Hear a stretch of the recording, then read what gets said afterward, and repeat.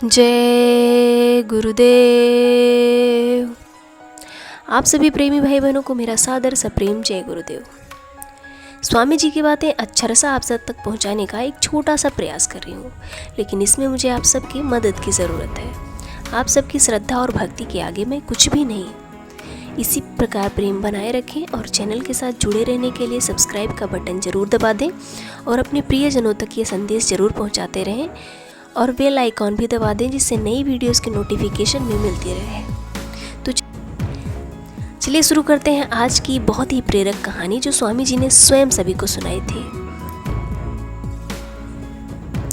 स्वामी जी ने सुनाया कि एक बार एक संत एक सेठ के पास आए। सेठ ने उनकी बड़ी सेवा की। उनकी सेवा से प्रसन्न होकर संत ने कहा, अगर आप चाहें तो आपको भगवान से मिला दूं। सेठ ने कहा, महाराज मैं भगवान से मिलना तो चाहता हूँ, पर अभी मेरा बेटा छोटा है, वह कुछ बड़ा हो जाए तब मैं चलूँगा।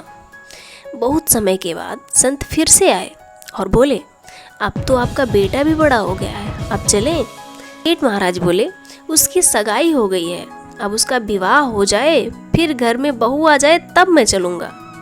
संत 3 साल बाद फिर आए। बहू आंगन में घूम रही थी। संत बोले, सेठ जी अब चलें।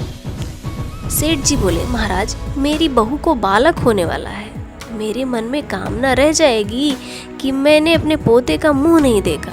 एक बार पोता हो जाए उसको देख लेते हैं, फिर चलते हैं। संत जब पुनः आए तब तक सेठ की मृत्यु हो चुकी थी। संत ने ध्यान लगाकर देखा तो वह सेठ बैल बना सामान ढो रहा था। संत बैल के कान में बोले, अब तो आप बैल हो गए हैं, अब भी भगवान से मिलने चले। सेठ बोला, मैं इस दुकान का बहुत काम कर देता हूँ, मैं न रहूँगा तो मेरा लड़का कोई और बैल रख लेगा, वह खाएगा ज़्यादा और काम कम करेगा, इसका नुकसान हो जाएगा। संत जब फिर से आए तब तक बैल भी मर गया था। देखा कि वह कुत्ता बनकर दरवाजे पर बैठा था। संत ने कुत्ते से कहा, अब तो आप कुत्ता हो गए, अब तो भगवान से मिलने चलो। कुत्ता बोला, महाराज आप देखते नहीं कि मेरी बहू कितना सोना पहनती है, अगर कोई चोर आया तो मैं भौंक कर भगा दूंगा, मेरे बिना कौन इनकी रक्षा करेगा। संत चले गए। अगली बार कुत्ता भी मर चुका था और सेठ गंदे नाले पर मेढक बने टर टर कर रहे थे। संत को बड़ी दया आई। बोले, सेठ जी अब तो आपकी दुर्गति हो गई और कितना गिरोगे, अब भी चल पड़ो। मेढक क्रोध से बोला, अरे महाराज मैं यहाँ बैठकर अपने